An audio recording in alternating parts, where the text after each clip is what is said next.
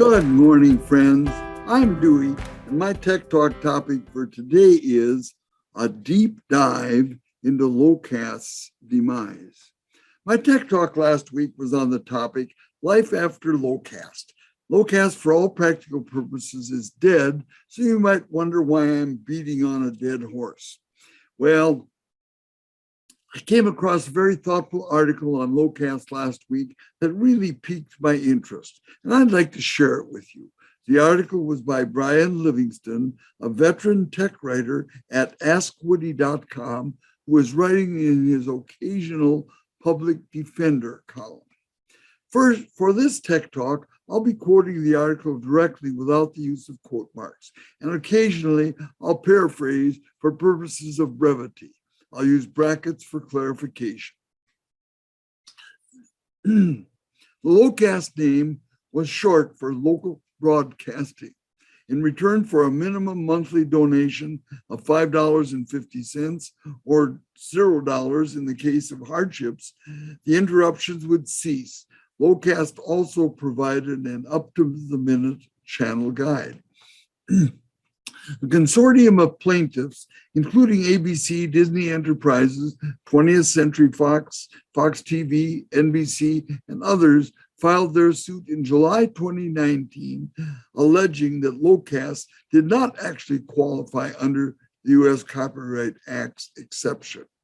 On August 31, 2021, a Southern District, New York District Court Judge, Louis Stanton, age 93, ruled against Locast, claiming that it didn't fully comply with an exception Congress wrote into the U.S. Copyright Act. The quashing of internet-based retransmission of free OTA TV holds vast implications for us and for our consumption of media on the web and elsewhere. To understand the impact of Judge Stanton's decision, we need to be clear about two completely different U.S. laws that control live video content.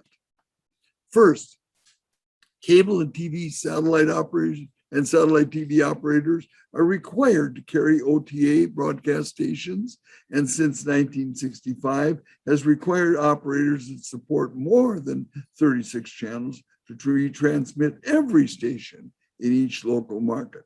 But beginning a decade ago, some broadcasters began requiring retransmission consent fees, which in 2020 amounted to a shockingly $12 billion. The average US cable subscriber's bill now includes perhaps $12 to $15 monthly that is solely these consent fees for local channels that are broadcast free over the air. I'd like to interrupt Mr. Livingston's article for a moment to talk about retransmission consent fees that major broadcasters assess our cable TV and satellite TV providers, and they also assess streaming services like YouTube TV and Hulu with Live TV now. These fees came about a decade ago when network TV lobbyists from ABC, CBS, NBC, and so forth convinced the US Congress to pass a law allowing them to assess cable and satellite services retransmission consent fees for carrying otherwise free broadcast TV channels. RitterCommunications.com reports on their website that the amount of these retransmission fees has increased 30 times, that's 3,000% in the last decade, as broadcasters charge increasingly more to retransmit their signals.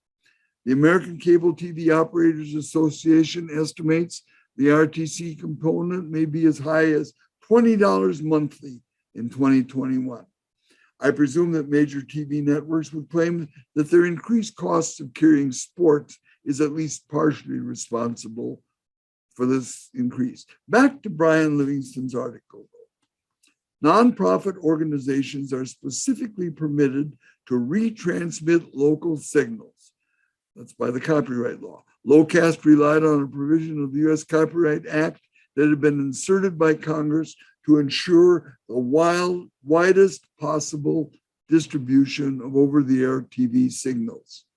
Retransmission is permitted, the Copyright Act says, by a government body or other nonprofit organization. Such a body is allowed to collect assessments necessary to defray the actual and reasonable costs of maintaining and operating a secondary transmission service. One judge was able to undo it all. Before the August 31 ruling, Locast had managed to acquire 3,200,000 subscribers.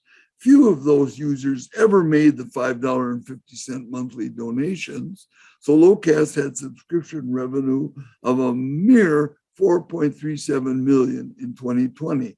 Sounds like a lot, but that's about 2% of users who donated. That's not even a rounding error compared with the more than $55 billion that Disney, which owns ABC, alone takes in annually.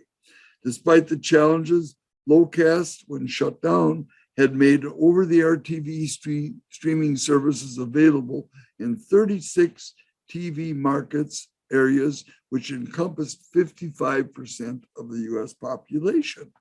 Locast's wide coverage was quite an achievement, considering the tricky task of ensuring that its apps showed subscribers only the channels that were within their locally defined markets.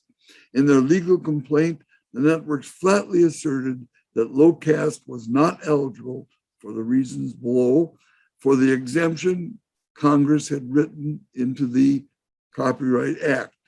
First, as a threshold matter, the exemption is limited to localized transmissions and thus does not extend to the defendant's inherently global internet transmissions. Second, by competing against TV plaintiffs' licenses in the market for television over the internet, they cannot prove that they make transmissions without any purpose of direct or indirect commercial advantage. Third, defendants do not qualify for the exemption because they impose charges on their users, and those charges are neither assessments or necessary to defray the costs of operating the service. Wow. Contrary to the network's complaint, Locast transmissions were localized. Subscribers saw only local TV stations in their area. Brazenly, the network's lawsuit maintained that simply using the internet, a nonprofit was competing with media giants on a global level. Preposterous. Judge Stanton bought into the corporation's arguments. In his decision, he interpreted individual words of the US Copyright Act in the narrowest possible way. It would have been simple for Congress to add one word to paragraph 5 to make it read costs of maintaining, expanding, or building and operating the secondary transmission service. But expansion is nowhere mentioned, and it is therefore excluded from the short, tightly crafted grant of exemptions.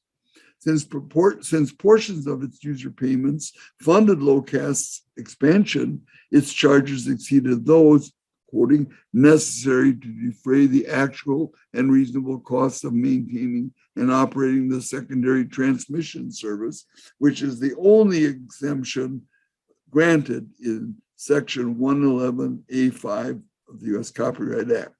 I've never heard of a nonprofit that could operate a service without first spending what funds were necessary to set it up. By ruling that maintaining and operating the service does not include creating a service in the first place, Judge Stanton gave the media giants everything they wanted. Apparently, nonprofit Locast can't operate a free app that transmits free over-the-air television in more than one market area unless it has enough money to set up every market area before requesting donations to serve subscribers there. Locast was founded by David Goodfriend and developed a faithful following. One user is quoted on Locast's website as saying, "Without Locast, my family would not have known about the tornado and flood warnings in my area in early February 2020.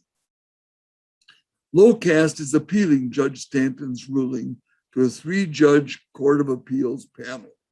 If successful, That may establish a broader interpretation of the Copyright Act's exemption for nonprofits.